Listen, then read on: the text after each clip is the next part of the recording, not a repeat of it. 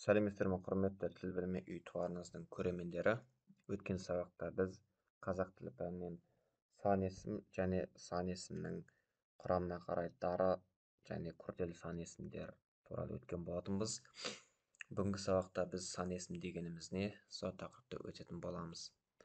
Заттың санын, мөлшерін, ретін білдіріп, қанша, нешінші сұрақтарына жауап беретін сөз табы сан есім деп аталады.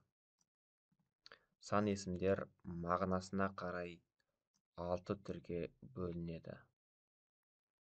Яғни атап айтатын болсақ, есептік сан есім, реттік сан есім, болжалдық сан есім, топтау сан есім, жинақтық сан есім және бөлшектік сан есім.